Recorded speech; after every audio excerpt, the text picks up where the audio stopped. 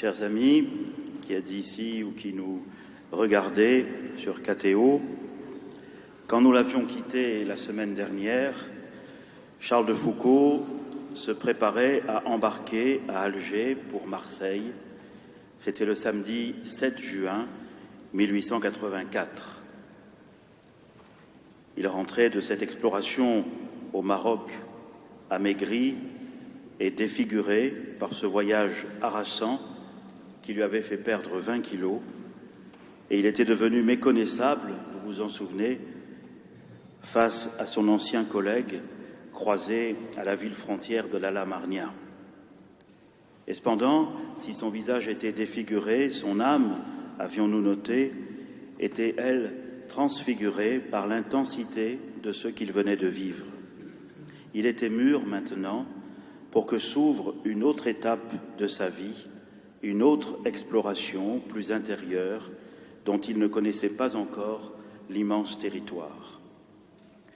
C'est cette deuxième étape que nous allons suivre aujourd'hui depuis son retour du Maroc, fin mai 1884, jusqu'à son arrivée à Nazareth, début mars 1897. Une tranche de 13 années au cours de laquelle sa vie va une nouvelle fois basculer. Il ne renie rien de son passé, mais lorsqu'il aura accueilli dans sa vie l'amitié de Jésus, il découvrira que cette relation est capable de faire en lui toute chose nouvelle. Relisant cette période, à la fin de cette tranche de vie depuis Nazareth, il écrira lors d'une retraite ces lignes touchantes aux accents augustiniens. « Mon Dieu, que vous êtes bon. C'est ce que vous avez fait pour moi. Oui, jeune, je suis allé loin de vous, loin de votre maison, de vos saints autels, de votre Église, dans un pays éloigné, le pays des choses profanes, des créatures, de l'incrédulité, de l'indifférence, des passions terrestres. Oh, qu'il est douloureusement loin de vous, ce pays-là. J'y suis resté longtemps, 13 ans, dissipant ma jeunesse dans le péché et la folie. Votre première grâce, non, la première de ma vie, car elles sont innombrables à toutes heures de mon existence, mais celle en laquelle je vois comme la première aube de la conversion, c'est de m'avoir fait éprouver la famine matérielle et spirituelle. Vous avez eu la bonté infinie de me mettre dans des difficultés matérielles qui m'ont fait souffrir et m'ont fait trouver des épines dans cette folle vie. Vous m'avez fait éprouver la famine spirituelle en me faisant éprouver des désirs intimes d'un meilleur état moral, des goûts de vertu, des besoins de bien moral. Ô Dieu de bonté, qui n'aviez cessé d'agir depuis ma naissance, en moi et autour de moi, pour amener ce moment, avec quelle tendresse, accourant, vous avez couru vous jeter à mon cou et vous m'avez embrassé. Avec quel empressement vous m'avez rendu la tunique d'innocence, et à quel divin festin vous m'avez invité aussitôt. Comme il est bon ce père de l'enfant prodigue, mais comme vous êtes 1000 fois plus tendre que lui, comme vous avez fait 1000 fois plus pour moi qu'il n'a fait pour son fils. Que vous êtes bon, mon Seigneur et mon Dieu. Merci, sans fin merci. La semaine prochaine, la liturgie nous fera écouter cette grandiose parabole de l'évangile de Saint Luc, du Père et de ses deux fils, par laquelle Jésus fait entrevoir à ses disciples l'infinie miséricorde et l'infinie bonté de Dieu. En méditant sur ce texte d'évangile, Charles y découvrira la trame de sa vie. Aujourd'hui, cependant, en ce 3e dimanche de Carême, la liturgie a confié à notre prière l'histoire de ce figuier qui ne donnait pas de fruits, mais pour lequel Dieu ne perd pas patience. Quelques coups de bêche et un peu de fumier lui sont accordés pour aider la grâce à pénétrer la terre ou, comme dirait Peggy dans le texte que j'évoquais la semaine dernière, pour permettre à l'âme de mouiller à la grâce. Relisons donc, si vous le voulez bien, les quelques coups de bêche et le peu de fumier qui ont permis à Charles d'avancer sur son itinéraire de conversion. J'aurai 3 parties. D'abord, la rencontre avec l'abbé Huvelin, ça va être assez long. Puis après, on verra l'expérience de la trappe et puis l'émergence d'un nouvel idéal. D'abord, l'abbé Huvelin. Charles arrive à Paris, loue une chambre à l'hôtel du Prince de Galles, à la rue d'Anjou, c'est-à-dire tout près de là où habite la famille Moitessier, qu'il va très vite rejoindre d'ailleurs au château du Tuquet, près de Bordeaux. C'est sa famille. Sa santé à lui n'est pas brillante et il passe 3 semaines sans pouvoir sortir ni s'occuper. Après une période militaire d'1 mois au 6e régiment des hussards de Bordeaux, en tant que sous-lieutenant de réserve, il assiste en octobre aux fiançailles de sa sœur, Mimi, avec Raymond de Blic, fiançailles qui sont célébrées au Tuquet. Il confie d'ailleurs à sa cousine, ce jour-là, qu'il compte bien, lui aussi, se marier dans quelque temps. Sans doute pense-t-il à Marie Beaumont, qu'il avait rencontrée à Alger. Elle habitait à la Rampe-Vallée, et ce sont ses parents qui avaient loué à Charles le petit appartement qu'il occupait non loin de chez eux. On n'en sait pas beaucoup plus sur leur relation.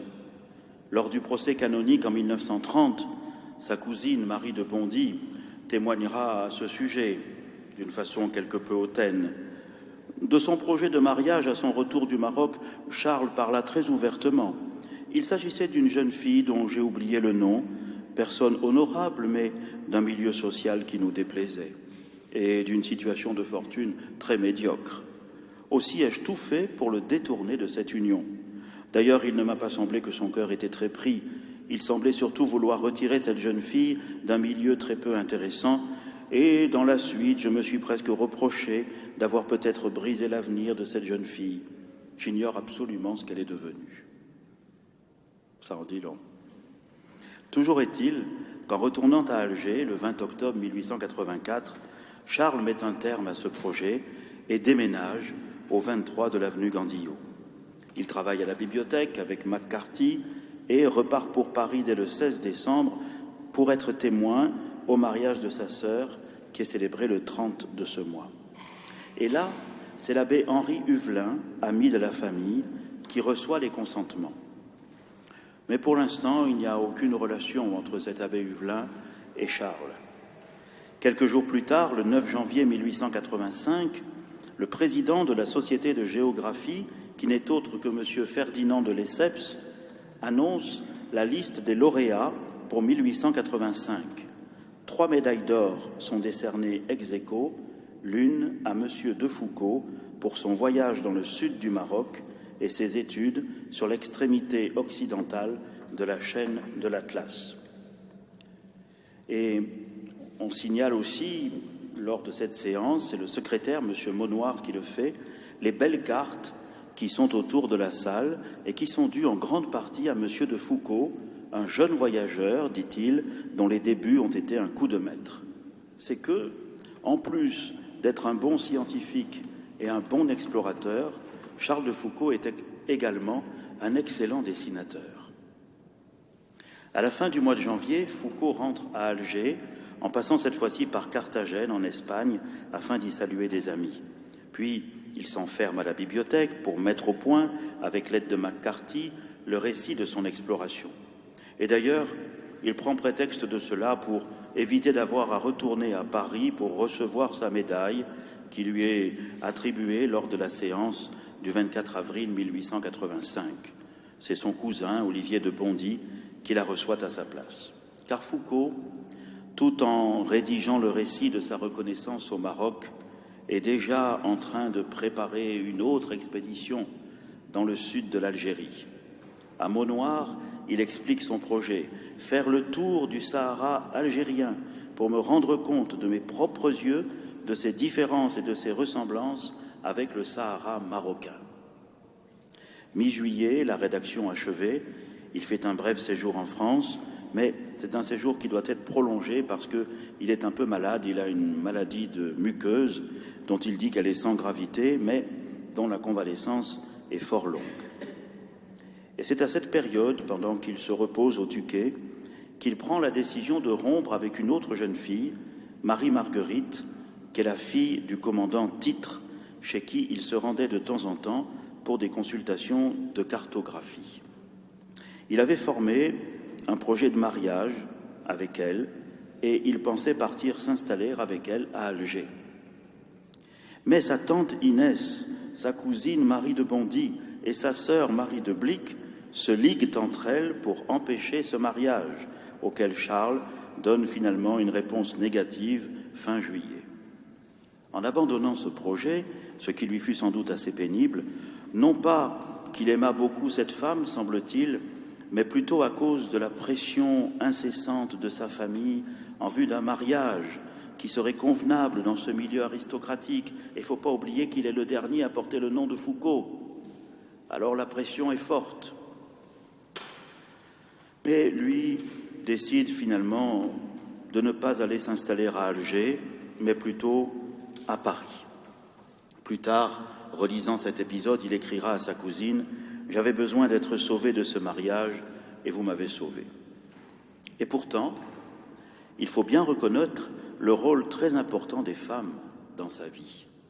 Non seulement celle de sa famille, bien sûr, et surtout sa chère cousine qui peu à peu remplace sa mère, mais aussi ces femmes dont il n'a pas refusé l'affection, parfois par générosité, parfois par besoin de sa part, peut-être pour calmer ses angoisses ou modérer sa dureté envers lui-même. Et comme il était devenu un jeune homme attrayant et qu'il était de bonne famille, les occasions n'ont pas manqué. Même l'abbé Huvelin s'était rallié au point de vue de Madame Moitessier et de ses filles, pensant qu'il ferait bien de se marier et se proposant même, lui, l'abbé Huvelin, de lui faire rencontrer Marie-Madeleine de Richemont, l'une des filles du comte Alexandre de Richemont, qu'Huvelin connaissait bien et qui ferait, selon lui, un bon parti pour Charles. Mais lui ne se presse pas.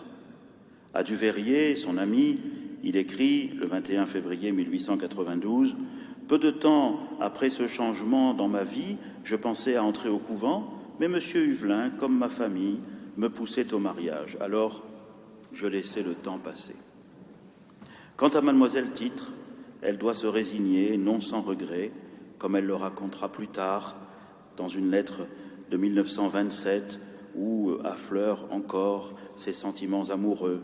Je le vois toujours comme il était à 25 ans, revenant du Maroc où il avait fait son grand voyage. Il était dans tout l'épanouissement d'une jeunesse parfaite, de santé physique, bien, très bien de structure, ni grand ni petit, les épaules larges, la taille bien prise. Il paraissait plutôt grand et il avait des yeux et une moustache remarquable et ça donnait un grand charme à sa physionomie. Tout l'ensemble des traits caractéristiques donnait un attrait mouvementé. Ses yeux, superbes, d'un noir velours, étaient tantôt d'une douceur infinie, tantôt d'une force et d'une volonté indomptable, pétillants et vifs. Mais lui, il continue. Le 23 août 1885, il passe à Nice pour rendre visite à sa sœur et son beau-frère qui attendent leur premier enfant.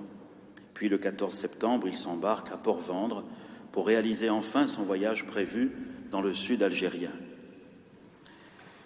Il va à Alger, d'Alger à Tiaret, de Tiaret il descend vers Aïn Sefra, il passe dans l'Atlas, il loue un cheval et puis des mulets, il prend un domestique, il fait un grand tour jusque dans le sud, Gardaïa, El Goléa, il va dans le Mzab, il remonte vers 2000 kilomètres.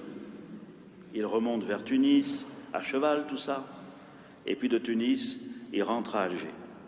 Il ramène une collection de 132 dessins à la mine de plomb qu'il reportera dans 3 carnets et ceux qui l'ont vu sont extasiés devant la perfection de copie absolument étonnante car il n'y a pas de photocopieuse pour faire les 3 carnets. Il faut tout refaire. Précision extraordinaire. Alors il en offre un à Duveyrier, un autre au Bondy et il garde le 3e. Il s'installe à Paris et il écrit à son copain Gabriel Tourde, qu'on a vu la semaine dernière. Il lui écrit une petite lettre qui est révélatrice aussi de sa lucidité envers lui-même. Il lui écrit « Je compte être à Paris vers le 25 janvier. C'est alors que nous allons nous voir souvent, mon bon Gabriel. Pour ma part, j'y compte bien. Je vais m'installer définitivement à Paris. Définitivement, tu sais comment il faut entendre ce mot. Nous sommes trop philosophes l'un et l'autre pour nous figurer qu'il y a au monde quelque chose de définitif. Mais enfin, c'est à Paris que je vais établir le pied-à-terre que j'avais depuis 3 ans à Alger, et c'est à Paris que je vivrai pendant tout le temps que je ne serai pas en voyage. C'est utile de lire ça, parce que toute sa vie, il va faire des choses décidées définitivement. Enfin, nous, maintenant, on sait comment il faut lire définitivement sous sa plume.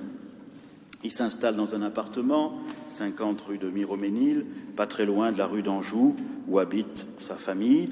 Et maintenant qu'il a brillamment réussi son exploration au Maroc, maintenant qu'il est considéré déjà comme un scientifique respectable, il peut paraître sans crainte devant sa tante Inès, qu'il avait traité de lâche sans volonté lorsqu'il avait démissionné de l'armée. Cette réconciliation était importante pour lui, car les propos de sa tante, puis le conseil judiciaire qu'il avait dû subir, l'avaient atteint dans sa fierté et avaient réveillé en lui de douloureux souvenirs de son enfance orpheline, notamment la peur d'être abandonné par les siens. Ça lui restera longtemps, ça. Relisant ce moment dans une méditation de Nazareth, il écrira « Mon Dieu, vous m'avez ramené dans cette famille, objet de l'attachement passionné de mes jeunes années et de mon enfance. Vous m'y faisiez retrouver, pour ces âmes, l'admiration d'autrefois, et à elles, vous inspiriez de me recevoir comme l'enfant prodigue à qui on ne faisait même pas sentir qu'il n'eût jamais abandonné le toit paternel. Vous leur donniez pour moi la même bonté que j'eusse pu attendre si je n'avais jamais failli. Je me serrais de plus en plus contre cette famille bien-aimée. J'y vivais un tel air de vertu que ma vie revenait à vue d'œil. C'était le printemps rendant la vie à la terre après l'hiver. Nous, on pourrait dire aujourd'hui, c'était les coups de bêche et le peu de fumier par lequel Dieu, patientant, veillait sur son figuier. Ce printemps 1886, Charles le passe dans une grande proximité avec sa famille. Il revoit l'abbé Huvelin, il en parle à Marie de Bondy, et c'est elle qui lui conseille d'aller lui parler. Car désormais, sa vie est aimantée vers un horizon nouveau. Il commence à entrer dans les églises pour s'y recueillir, et sans avoir encore la foi, il prie en disant « Mon Dieu, si vous existez, faites-le-moi connaître ». Il dit à Marie « Que vous êtes heureuse d'avoir la foi. Je cherche la lumière et ne la trouve pas. » Il hésite encore quelque temps à aller parler à l'abbé Huvelin. Et puis vers la fin du mois d'octobre, lui-même ne sait plus exactement, entre le 27 et le 30, dit-il, il franchit le pas, non pour se confesser, parce qu'il dit qu'il n'a pas la foi, mais pour lui demander un cours particulier sur la religion catholique. Il raconte ça plus tard, en 1901, à Henri de Castries, et il lui dit « L'idée me vint qu'il fallait me renseigner sur cette religion. Je me dis que le mieux était de prendre des leçons de religion catholique, comme j'avais pris des leçons d'arabe. Et comme j'avais cherché un bon taleb, c'est-à-dire un bon professeur, pour m'enseigner l'arabe, je cherchais un bon prêtre instruit pour me donner des renseignements sur la religion catholique. On me parla d'un prêtre très distingué, ancien élève de l'école normale. Je le trouvai à son confessionnal et lui dis que je ne venais pas me confesser puisque je n'avais pas la foi, mais que je désirais avoir quelques renseignements sur la religion catholique. Mais, vous connaissez la scène, l'abbé Huvelin ne l'entend pas de cette oreille. Quel jour de bénédiction, raconte Foucault. Je lui demandai des leçons de religion, il me fit mettre à genoux et me fit me confesser. Et après, il m'envoya communier, séance tenante. Je ne puis m'empêcher de pleurer en y pensant. Et je ne veux pas empêcher ces larmes de couler. Elles sont trop justes, mon Dieu, que vous avez été bon et que je suis heureux maintenant. Charles a 28 ans, 20 de moins que l'abbé Huvelin. Désormais, il se rend chaque matin à la messe. Il prend du temps pour prier, pour lire. À Henri de Castries, il écrira plus tard « Dans les commencements, la foi eut bien des obstacles à vaincre. Moi qui avais tant douté, je ne crus pas tout en un jour. Tantôt les miracles de l'Évangile me paraissaient incroyables, tantôt je voulais entremêler des passages du Coran dans mes prières. Après l'été 1886, qu'il passe en grande partie au Touquet avec sa famille, il va à Nice, chez les Deblic, c'est-à-dire chez sa sœur et son beau-frère, et puis s'embarque à Marseille le 13 septembre pour Tunis, où il devait effectuer une période d'exercice dans son régiment, le 4e chasseur d'Afrique. Mais, en juillet, il avait fait une demande au commandant de son régiment afin d'obtenir la permission, puisqu'il était à Paris, d'aller saluer au nom du régiment le duc d'Aumale, 4e fils de Louis-Philippe, auquel il vouait une grande admiration depuis sa victoire inespérée sur la Smala d'Abdelkader, près de Taguine, sur les hauts plateaux algériens, à la tête du 4e chasseur d'Afrique, le régiment où précisément servait Charles. Devenu général, le duc d'Aumale exerçait depuis 1879 la fonction officielle d'inspecteur général de l'armée, mais pour avoir protesté contre la loi du 22 juin 1886, selon laquelle les membres des familles ayant régné sur la France perdaient toute fonction et mandat électif, le duc d'Aumale fut condamné à l'exil et il quitta, le 15 juillet 1886, son château de Chantilly pour la Belgique. Et Charles, reconnaissant au duc d'Aumale et trouvant qu'il y avait là une certaine injustice, décide de demander la permission d'aller le saluer au nom de ce régiment. La réponse du colonel Le Téneur à Foucault avait été absolument négative, accompagnée d'une réprimande. Et son télégramme fut transmis au général Boulanger, alors ministre de la Guerre, et par décision présidentielle du 12 septembre 1886, Charles de Foucault fut suspendu disciplinairement de ses fonctions pendant 1 an et mis hors cadre. Décidément, Foucault et l'armée, c'est pas une histoire tranquille. Charles, qui n'était pas au courant de cette décision, décide donc, puisque maintenant il est à Tunis et qu'il ne peut pas y rester vu qu'il est mis hors cadre, décide quand même d'y rester quelques jours avant de rentrer à Paris. Une fois de plus, il a montré sa profonde liberté et sa capacité d'indignation devant un régime politique qui ne respectait pas, à ses yeux, la bravoure des personnes au simple motif de leur ascendance royale. C'est là un trait de son caractère. Il est obéissant, mais il n'est pas soumis. Il n'est pas orgueilleux, mais il a le sens de l'honneur.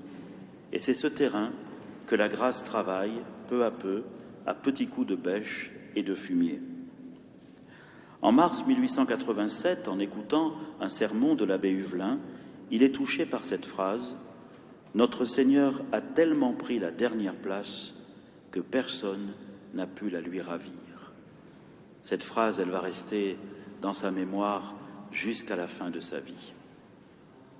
D'autres horizons s'ouvrent alors pour lui, plus attrayants encore que les explorations qu'il projetait dans ses rêves les plus fous. En janvier 1888 paraît en librairie Sa reconnaissance au Maroc, son livre de 495 pages. Mais la gloire que lui procure cette publication ne le concerne déjà plus. Il prie, il écrit, il lit. Aussitôt que je crus qu'il y avait un Dieu, écrira-t-il à De Castries, je compris que je ne pouvais faire autrement que de ne vivre que pour lui. Ma vocation religieuse date de la même heure que ma foi.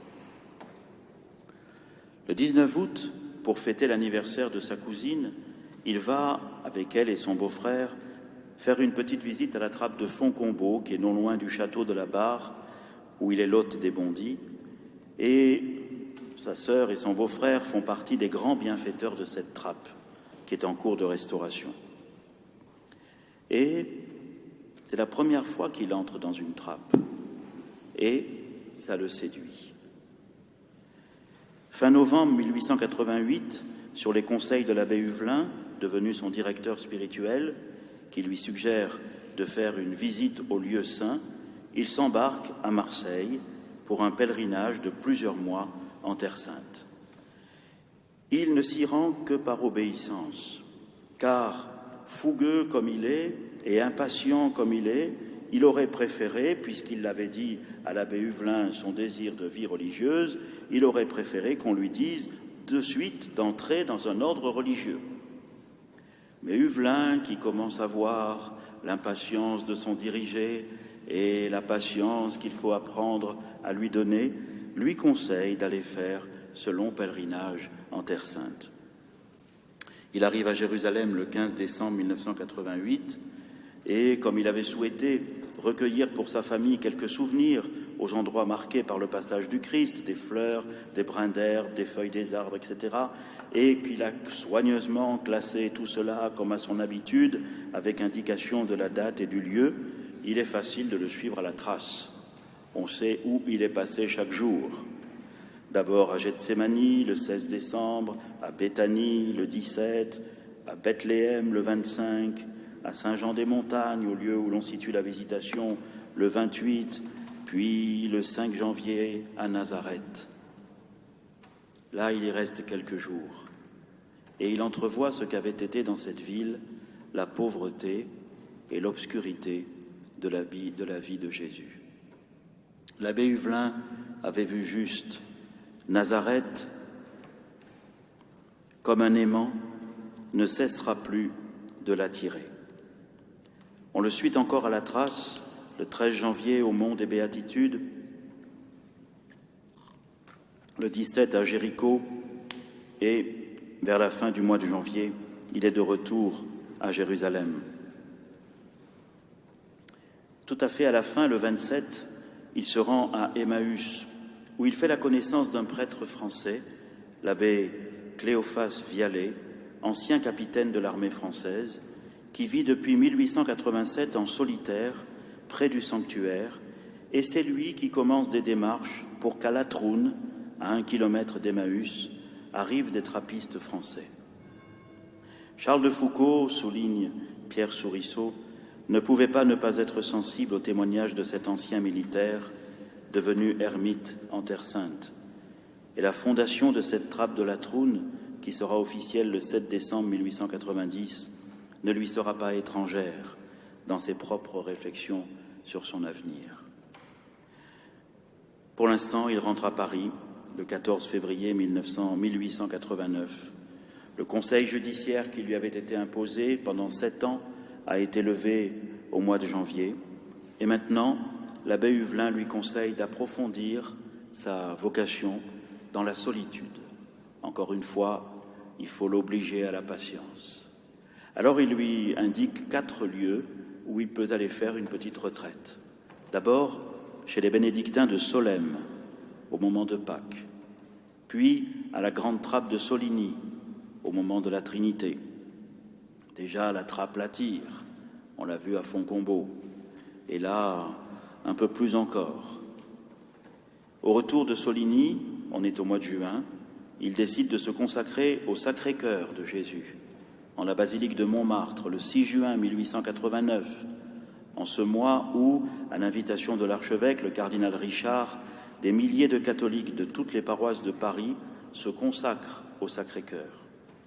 L'abbé Huvelin, qui avec son propre père à lui avait traduit un ouvrage de saint Alphonse de Ligorie sur la dévotion au Sacré-Cœur, l'aide à en comprendre le sens profond, en partant de ce que Charles a déjà compris de la foi chrétienne. Le Sacré-Cœur, lui explique-t-il, c'est l'humanité du Christ, c'est l'humanité de Dieu, avec sa bonté, faite de bienveillance, de respect et de délicatesse. La 3e retraite, Charles l'a fait à la trappe de Notre-Dame-des-Neiges, en Ardèche, à partir du 20 octobre, et il y reste une dizaine de jours. L'abbé Huvelin avait compris qu'il fallait essayer de conjuguer la pauvreté de Nazareth et la radicalité de la trappe. Or, parmi toutes les trappes en France, l'une des plus pauvres était Notre-Dame-des-Neiges. Et de plus, l'abbé Huvelin, dont d'ailleurs un grand-oncle avait été trappiste à Ceffonds et qui lui-même avait séjourné quelque temps à la trappe d'Aiguebelle, l'abbé Huvelin avait eu vent par un de ses condisciples jadis au séminaire français de Rome que la trappe de Notre-Dame-des-Neiges cherchait à ouvrir une annexe en Syrie un peu préoccupé à cause des lois de 1880, au cas où il faudrait, si les religieux étaient expulsés de France, avoir un endroit pour se retrouver. Et c'est ainsi que Notre-Dame-des-Neiges avait fondé la trappe de Notre-Dame du Sacré-Cœur en Syrie, à Agbès, et cette trappe était encore bien plus pauvre que Notre-Dame-des-Neiges. Et l'abbé Huvelin se dit, on peut peut-être conjuguer la vie, l'attrait de Nazareth et de la pauvreté, et puis la radicalité de la trappe, en prenant la plus pauvre, qui en plus est en train d'en créer une autre, plus pauvre encore. C'est la raison pour laquelle il avait cru bon d'envoyer Charles à Notre-Dame-des-Neiges. Et puis la 4e retraite, la seule qui soit vraiment une retraite, si on peut dire, l'abbé l'envoie la faire à la Villa Manrese, chez les Jésuites, du 20 au 28 novembre 1889. Et c'est en rentrant de cette 4e retraite, sous la direction du père Soyer, un jésuite, qu'il écrit à sa sœur « Je suis revenu hier de Clamart et j'y ai pris enfin, en grande sécurité et en grande paix, là des résolutions à laquelle je pense depuis si longtemps, celle d'entrer à la trappe. » Je viens donc à mon 2e point, après la rencontre de l'abbé Huvelin, qui a été déterminante, vous le voyez. Maintenant, ces années à la trappe, l'expérience de la trappe. En fait, il va être trappiste pendant 7 ans. C'est pas seulement donc à cause de sa pauvreté que Notre-Dame-des-Neiges avait attiré Charles de Foucauld, c'est aussi et surtout à cause de la fondation effectuée en Syrie, où il désire être envoyé. Déjà, l'histoire de Notre-Dame-des-Neiges est très récente, puisque ce n'est qu'en 1849 que les 2 frères Chalbos, qui étaient des prêtres du diocèse de Viviers, avaient fait don à l'abbaye d'Aiguebelle de leur petit domaine de la Felgère, une ancienne ferme de l'abbaye cistercienne des Chambons qui avait été détruite lors de la Révolution. On est tout à fait en haut de l'Ardèche, à la limite de la Lozère, sur des hauts plateaux balayés par des vents froids l'hiver. Je sais parce que moi j'y vais régulièrement depuis 1976. Et je salue probablement les moines de Notre-Dame-des-Neiges. Et donc les moines d'Aiguebelle, après de longues réflexions, avaient fini par accepter et s'engager dans cette nouvelle fondation le 5 août, Notre-Dame-des-Neiges, 1850. René Bazin fait de ce lieu une description qui fait froid dans le dos. Lorsqu'on est arrivé sur ces crêtes, balayées par le vent, vêtues de courbes bruyères qui enveloppent le monastère, on ne voit autour de soi, à d'immenses distances, que des sommets à peu près d'égale hauteur, tendant à la lumière leurs pierrailles et leur maigre verdure, et séparés les uns des autres par l'ombre violette des ravins. Il y avait, pour ainsi dire, point de ferme sur les hauteurs, 1 ou 2 seulement au corps trapu, au toit surbaissé, fait pour porter 6 mois de neige et de trempée et de tempête. Et plus tard, Monseigneur Bonnet dira « Le vent y soufflait avec une telle violence qu'il renversait sur la route les mulets trop lourdement chargés. La température y était si froide, les abris si sommaires et si mal protégés, que les religieux s'y sont réveillés plusieurs matins d'hiver sous un manteau de neige. » On raconte, et puis après il raconte encore quelque chose avec des loups, enfin bref. Allez-y quand même, parce que c'est magnifique. C'est là qu'il arrive, notre Charles. Et puis, entre-temps, on a construit un autre monastère, un peu plus en bas, parce qu'en haut, c'était invivable. Alors, on avait construit un monastère qu'on a inauguré le 16 juillet 1861, et c'est le révérend père Don Polycarpe, originaire de Lyon, qui en deviendra le premier abbé mitré. Mais le monastère avait été construit pauvrement, avec d'imprudentes économies de sable et de mortier. D'ailleurs, un premier essai reposant sur des bases mal affermies s'était écroulé avec fracas lorsqu'on était arrivé aux plus hautes assises. On reconstruisit donc, mais sans y mettre le prix. J'ai vu et habité le monastère reconstruit, se souvient Monseigneur Bonnet, qui est l'évêque de Viviers, qui va jouer aussi un rôle très important pour Charles de Foucauld. C'était un foyer de sainteté, mais c'était un nid de misère. Malgré les pieux efforts d'un habile jardinier pour en fleurir les abords, tout y était froid et sombre. C'est là que vécut pour son noviciat Charles de Foucauld. Un incendie, cependant, que Monseigneur Bonnet, considéré comme providentiel, détruisit ce monastère le 27 janvier 1912.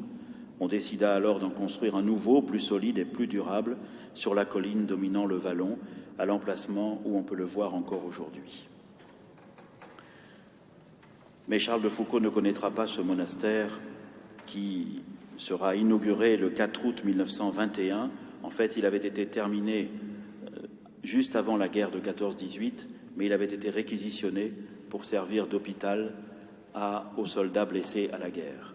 Et les moines ne s'y sont installés qu'après la guerre de 14-18. Le 11 décembre 1889, donc, Charles va partir à Notre-Dame-des-Neiges. D'abord, il se rend à Dijon pour faire ses adieux à sa sœur. Et puis, quelque temps après, il passe Noël. Le 15 janvier, à midi, il communie une dernière fois auprès de sa cousine, Madame de Bondy, à la messe de 9h célébrée à l'autel de la Sainte Vierge de l'église Saint-Augustin avec le père Huvelin.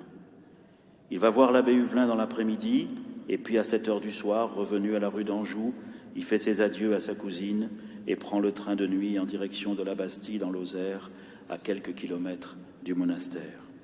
La séparation est si douloureuse que souvent à l'avenir, il reviendra sur ce qu'il appelle la blessure du 15 janvier. Sacrifice qui m'a coûté toutes mes larmes, semble-t-il, car depuis ce temps, depuis ce jour, je ne pleure plus, il semble que je n'ai plus de larmes, si ce n'est quelquefois en y pensant. La blessure du 15 janvier est toujours la même. Le sacrifice d'alors reste le sacrifice de toute heure. Le 16 janvier, à 7h du soir, il arrive au monastère. Il a 32 ans. Il écrit alors à sa cousine une longue lettre qui est capitale, même si on ne peut pas la lire tout entière, pour saisir l'histoire de son âme. « Ma chère cousine, je lis juste les premières lignes, je sors du Salvé. Comme je n'entre que demain matin en communauté, je vous écris. Où étais-je hier, à cette heure-ci? J'étais encore près de vous, vous disant adieu. C'était dur, mais cela était doux encore, puisque je vous voyais. 24 heures, c'est si peu. Je ne me fais pas à cette idée que c'est pour toujours que je vous ai dit adieu. Nous sommes séparés par si peu dans le passé. Comment pouvons-nous l'être si complètement dans l'avenir? C'est pourtant la vérité, je le sais, je le veux et je ne puis le croire. Quelques jours plus tard, le 26 janvier, en la fête de Saint-Albéric, qui est le deuxième abbé de Cîteaux, Charles de Foucauld prend l'habit des novices de chœur et reçoit le nom de frère Marie Albéric. La vie à la Trappe est assez douce pour lui. Il a l'habitude, déjà militaire, et puis à Mascara, et puis au Maroc. Il faisait toujours ses petits carnets, ses petites feuilles pour l'horaire de chaque journée. Et déjà, il y a longtemps qu'il est habitué à se lever à 4h30 du matin et à se coucher tôt le soir. Alors là, ça ne change pas grand-chose. C'est même mieux, parce qu'il y a, dit-il, une immense paix, une profonde joie. Aucun bruit ne nous atteint. C'est la solitude et le silence avec le bon Dieu. Le temps se partage en prière, lecture, rapprochant de Dieu, travail manuel, fait en imitation de lui et en union avec lui. Et de plus, une grande charité règne dans le couvent. Les mois passent et Charles progresse dans son amour de Dieu, faisant de la religion un amour sur les conseils de l'abbé Huvelin. L'abbé Huvelin avait eu cette intuition qu'il fallait pour Charles non pas faire de la religion une connaissance. Au début, il venait prendre des leçons sur la religion et il cherchait un professeur. Mais faire de la religion un amour. Et il gardera cette formule tout au long de sa vie. À son ami Henri Duveyrier, il écrit « Pourquoi suis-je entré à la Trappe? Par amour, par pur amour. J'aime notre Seigneur Jésus-Christ, bien que d'un cœur qui voudrait aimer plus et mieux, mais enfin je l'aime. Et je ne puis supporter de mener une vie autre que la sienne, une vie douce et honorée, quand la sienne a été la plus dure et la plus dédaignée qu'il fût jamais. Je ne veux pas traverser la vie en première classe, pendant que celui que j'aime l'a traversée dans la dernière. » En juin, Charles annonce à sa famille son départ pour la Trappe d'Agbès. Le 26 juin 1890, Don Martin l'accompagne par le train de 16 heures, qui existe encore aujourd'hui. Et le lendemain, ils arrivent à Marseille le soir, et le lendemain, ils montent célébrer la messe ici, à Notre-Dame de la Garde. Puis Don Martin repart à Notre-Dame-des-Neiges, et frère Albéric attend le départ du paquebot qui a été retardé de 24 heures. Mais il n'est pas très enjoué. À sa cousine, il écrit « Je me vois sur le bateau qui m'emportera demain. Il me semble quand je sentirai toutes les larmes qui, l'une après l'autre, m'éloigneront. Il me semble que ma seule ressource sera de penser que chacune est un pas de plus vers la fin de la vie. » Il a eu le temps d'y penser parce que la traversée dure 12 jours, avec escale au Pirée, à Salonique et à Smyrne. Et à l'arrivée à Alexandrette, c'est un père d'Agbès, le père Étienne, qui l'attend. Et là, il y a encore une longue et périlleuse route à dos de mulet, 18 heures pour une centaine de kilomètres sous escorte kurde. Et ils arrivent à Agbès le 11 juillet. Cette trappe d'Agbès, enfin on dit Agbès, en fait elle était proche du hameau du lieu dit de Cherlé, à 1h15 de marche du bourg d'Agbès. Il fallait encore aller plus loin. Elle était au nord de la Syrie, entre Adana en Turquie et Alep en Syrie, toutes deux provinces à l'époque de l'Empire ottoman. Il y a à ce moment-là une vingtaine de religieux, moines de chœur et frères convers, avec quelques novices et postulants. Et puis il y a aussi dans cette trappe un orphelinat où sont abrités une quinzaine d'enfants de 6 à 12 ans, ainsi qu'un groupe de 10 à 15 ouvriers laïcs qui logent dans l'enceinte du monastère. On dit monastère, mais comme il le décrit lui-même à son ami Duverrier, il s'agit plutôt de baraques à murs de planches et d'osier et à toit de chaume. Mais le lieu est admirable. Une immense vallée, de bien des lieues de large, s'étend d'ici jusqu'à Antioche, courant à peu près du nord au sud. Cette vallée toute plate est bordée à l'est et à l'ouest de montagnes boisées, et elle est aussi une vallée où sont pas mal d'animaux couvertes. Ces pentes-là sont couvertes d'épaisses forêts. Autrefois, dit-il, cette vallée était peuplée, mais à la suite d'insurrections, les Turcs en ont fait un désert. Ils ne se doutaient pas que c'est à nous qu'ils préparaient la place. Et cette dernière phrase de cette lettre magnifique, « Ainsi en est-il des actions des hommes, on travaille souvent pour un autre objet qu'on ne croit. » Voyez cette distance que je vous disais l'autre jour, entre ce qu'il croyait devoir faire, lui, de sa vie, et ce que le Seigneur faisait de sa vie pour autre chose que ce qu'il ne croyait. La dernière phrase, donc, est significative. Le 2 février 1892, après une petite retraite de 8 jours, il prononce ses vœux simples et reçoit la tonsure. Et il dit, le lendemain, à sa cousine, « Je suis dans un état que je n'ai jamais éprouvé, si ce n'est un peu à mon retour de Jérusalem, c'est un besoin de recueillement, de silence, d'être au pied du bon Dieu et le regarder presque en silence. On sent, on voudrait rester indéfiniment à sentir, sans le dire même, que l'on est tout au bon Dieu et qu'il est tout à nous. » Sa santé tient bon, même s'il a de temps en temps quelques accès de fièvre, mais il tient bon. Au Carême 1893, on lui fait commencer des études de théologie, 3 heures par jour. Théologie morale, écriture sainte, histoire de l'Église. Il est surtout attiré par les études bibliques et par la théologie dogmatique. Mais de nouvelles questions l'assaillent. Il est bien là-bas à Agbès. Ça, pour être pauvre, c'est pauvre. Enfin, il va découvrir que c'est pas tout à fait pauvre encore autant qu'il le voudrait. Et puis, on lui fait faire des études. Il sait bien que dans les monastères cisterciens, la tradition, c'est que les moines de chœur soient amenés jusqu'au sacerdoce. Et du coup, ça lui fait peur. J'espère encore que cela ne me conduira pas au sacerdoce, parce que ça, il veut pas.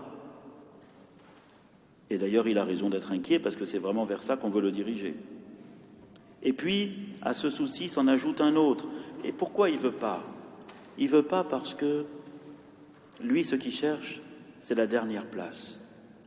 Et s'il devient prêtre, il aura un statut de prêtre. On lui marquera un peu de respect. Et il s'éloignera de la dernière place, là où il n'y a pas de respect, mais seulement de l'abjection. Or, c'est ce mot « abjection » qui le guide et l'attire. Voilà pourquoi il ne veut pas être prêtre. Et puis maintenant s'ajoute un autre souci. Après la publication d'un bref du Saint-Père qui approuve la réunion des congrégations cisterciennes en un ordre et qui adoucit un peu le régime de la trappe. Enfin, vous allez voir. Le beurre et l'huile sont autorisés comme assaisonnement. De sorte que maintenant, depuis quelques semaines, nous n'avons plus notre chère cuisine au sel et à l'eau. On nous met je ne sais quoi de gras dans notre nourriture. Vous comprenez que je le regrette. Un peu moins de mortification, c'est un peu moins donné au bon Dieu. Et un peu plus de dépenses, c'est un peu moins donné aux pauvres. Et puis, où cela va-t-il s'arrêter? Sur quelle pente sommes-nous? Enfin, on en est seulement au beurre et à l'huile. Mais enfin, ces deux soucis le travaillent beaucoup, même s'il apprécie ses études de théologie. Mais, je vous ai dit mon sentiment, la dernière place est une chose dont je ne suis pas détaché. Notre Seigneur y a trop tenu. C'est pourquoi je ne suis pas désireux de devenir prêtre. Alors il ne sait plus trop quoi faire. Il en parle à son directeur spirituel, il en parle à sa cousine. Il ne sait plus. Et puis, en octobre, il y a quelques changements dans l'organisation des trappes de la région. Agbès, qui était dépendante de Notre-Dame-des-Neiges, va maintenant être dépendante de la trappe de Staweli, qui est près d'Alger.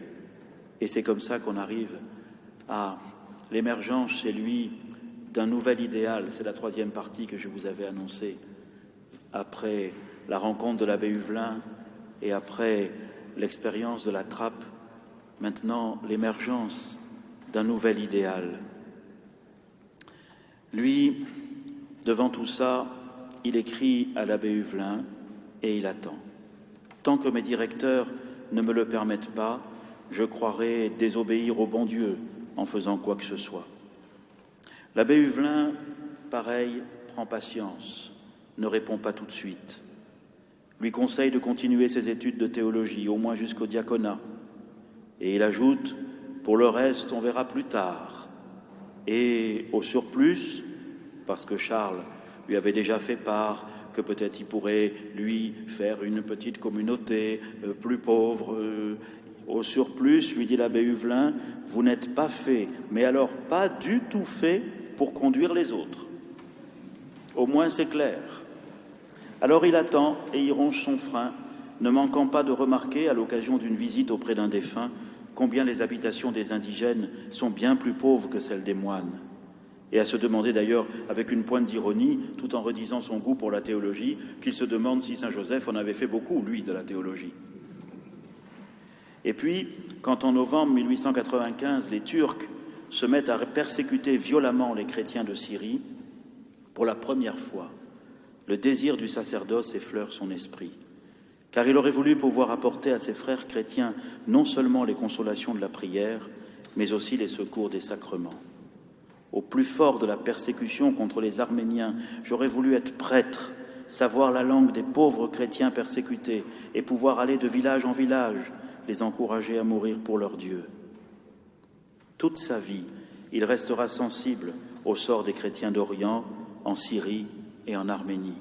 Le 22 septembre 1893, il avait déjà écrit des bribes de son projet à l'abbé Huvelin. Il faudrait mettre en place une trappe, mais sans la liturgie compliquée de Saint-Benoît, avec cependant, bien sûr, l'oraison, le rosaire, la Sainte-Messe, car il a constaté, dit-il, que notre liturgie ferme la porte de nos couvents aux Arabes, aux Turcs, aux Arméniens, qui sont de bons catholiques, mais qui ne savent pas un mot de nos langues. Je voudrais tant voir de ces petits nids de vie fervente et laborieuse, reproduisant celle de notre Seigneur, s'établir sous sa protection et sous la garde de Marie et de Joseph, près de toutes ces missions d'Orient si isolées, pour offrir un refuge aux âmes des gens de ces pays que Dieu appelle à le servir et à l'aimer. On sent déjà poindre là ce qui sera l'expérience de Béni Abbès et de Taman Rasset. Finalement, le 15 juin 1896, l'abbé Huvelin lui répond « J'avais espéré que vous trouveriez à la trappe ce que vous cherchez et que vous y trouveriez assez de pauvreté, d'humilité, d'obéissance pour pouvoir suivre notre Seigneur dans sa vie de Nazareth. Je regrette que cela ne puisse pas être, mais je reconnais qu'il y a une poussée trop profonde chez vous vers un autre idéal. Et vous arrivez peu à peu, par la force de ce mouvement, à sortir de ce cadre, à vous trouver déplacé. Je ne crois pas, en effet, que vous puissiez enrayer ce mouvement. Dites-le donc à vos supérieurs. Dites simplement votre pensée. Dites à la fois votre estime profonde pour la vie que vous voyez autour de vous et le mouvement invincible qui, depuis si longtemps, quoi que vous fassiez, vous porte vers un autre idéal.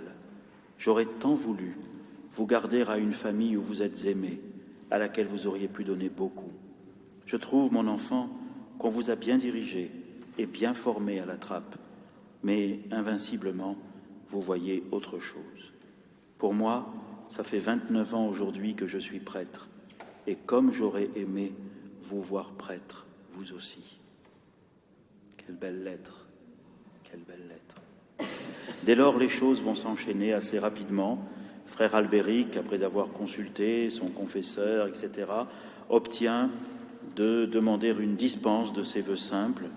Et à ce moment-là, l'abbé général de la Trappe l'envoie à la maison mère maintenant, à Staweli, près d'Alger.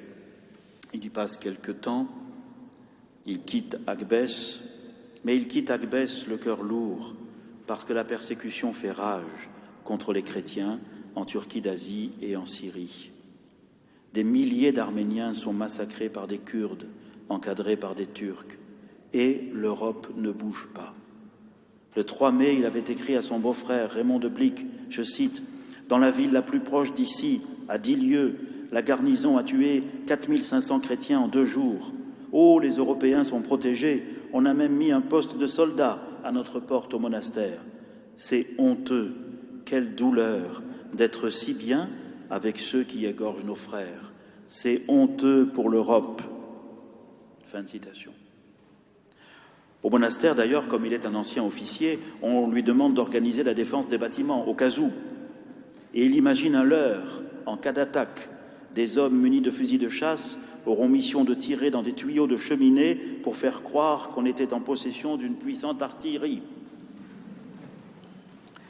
Bon, il s'en va. Il va à Staweli, et là, on lui demande d'aller faire des études à Rome. Études de philosophie et de théologie. Il y va. Enfin, il ne se fait pas d'illusions. Vieux, ignorant, sans habitude du latin, j'ai grand-peine à suivre les cours à la grégorienne. Je serai un âne en théologie comme en tout, écrit-il à son cousin Louis de Foucauld. Bon, il le fait vraiment par obéissance. Et en janvier 1897, lorsque l'abbé général Don Viard revient à Rome, consulte et décide que finalement, il pourra être relevé de ses vœux. À partir de ce moment-là, Charles n'est plus trappiste. On est le 23 janvier et il écrit à l'abbé Huvelin, « Maintenant, je fais quoi? Je vais où ?» Le revoilà à la case départ. Huvelin lui écrit, « Oh, j'ai peur pour vous d'une autre trappe. Je vous aimerais mieux pourtant, là, cependant. Mais les mêmes pensées viendront vous y visiter. La même comparaison de la vie que vous verrez et de celle que vous poursuivez. Allez plutôt à Capharnaüm ou à Nazareth, ou alors dans un couvent de franciscains, mais pas dans le couvent, à l'ombre seulement du couvent, demandant seulement les ressources spirituelles et vivant de la pauvreté à la porte. Ne pensez pas à grouper des âmes autour de vous, surtout. Surtout ne donnez aucune règle aux autres. Vivez votre vie, sans règlement, rien.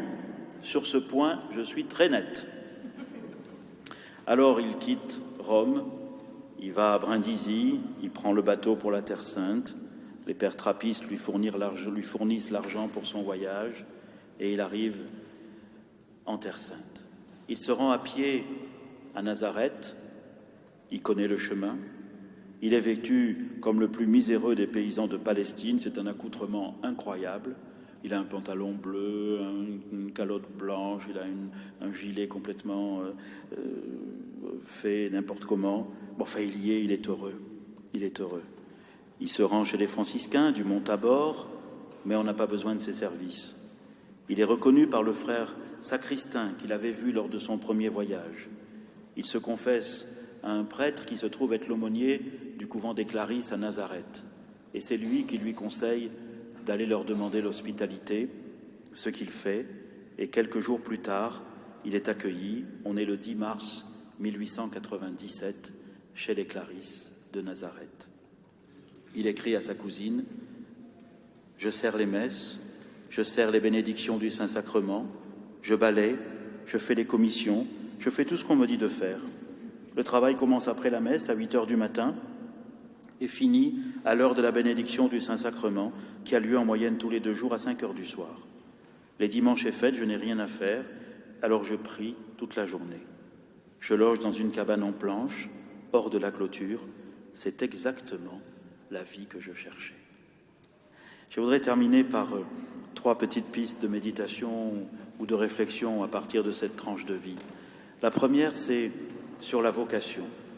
On voit bien avec Charles de Foucault qu'une vocation, ce n'est pas quelque chose de statique, c'est quelque chose de dynamique, quelque chose qui mûrit jour après jour, quelque chose qui est sans cesse en nous en travail d'enfantement. Je vous lis ce passage de la lettre du pape François, Gaudete et Exultate, après le synode des jeunes. Il disait « Toi aussi, tu as besoin de percevoir la totalité de ta vie comme une mission. Laisse-toi transformer, laisse-toi renouveler par l'Esprit pour que cela soit possible.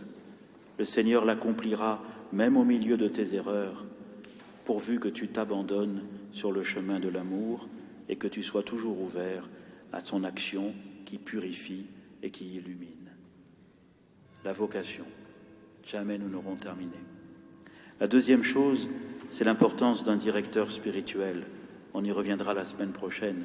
La Providence avait semblé réserver pour cette âme aussi fougueuse que généreuse un directeur avisé, prudent et instruit, qui l'a aidé à ne pas sacrifier son humanité, à reconnaître que les dons que Dieu a faits à notre nature sont souvent les semences par lesquelles mûrit en nous la grâce.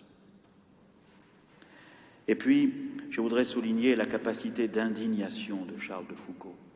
Déjà, on l'avait vu la semaine dernière, mais cette fois-ci encore plus, même par rapport à l'Europe, même par rapport à sa famille. Capacité d'indignation et volonté farouche de justice. On peut s'en souvenir aujourd'hui, où nous aussi, Européens, pouvons dire des choses pendant que d'autres sont massacrés à notre porte. Et puis, pour terminer, je voudrais évoquer la mission de l'Église. On sent que là-bas, en Syrie, il a été sensible à ces missions d'Orient, isolées. Et au fait que si elle restait trop latine, si elle ne s'ouvrait pas à la langue et à la culture des peuples qui étaient là-bas, elle ne pouvait pas porter du fruit. Et toute sa vie, cette importance des cultures et aussi des religions qui marquent les endroits dits de mission restera pour lui quelque chose de très important. Puisque je vous avais signalé le paragraphe 13 de Lumen Gentium, je relis encore pour terminer cette petite phrase. « Ainsi donc, à cette unité catholique du peuple de Dieu qui préfigure et promeut la paix universelle, tous les hommes sont appelés. » Il me semble en tout cas que Charles, par sa vocation, nous a donné ce cadeau qu'aujourd'hui l'Église, par sa canonisation, essaye d'ouvrir et de recueillir. C'est tout l'enjeu de nos rencontres. Je vous souhaite une bonne semaine et une bonne continuation de carême. Mon Père, je m'abandonne à toi. Fais de moi ce qu'il te plaira. Quoi que tu fasses, je te remercie. prêt à tout. J'accepte tout, car tu es mon Père. Je m'abandonne à toi, car tu es mon Père. Je me confie en toi. Mon Père, en toi je me confie. En tes mains je mets mon esprit. Je te le donne, le cœur plein d'amour. Je n'ai qu'un désir, t'appartenir, car tu es mon Père. Je m'abandonne à toi, car tu es mon Père. Je me confie en toi.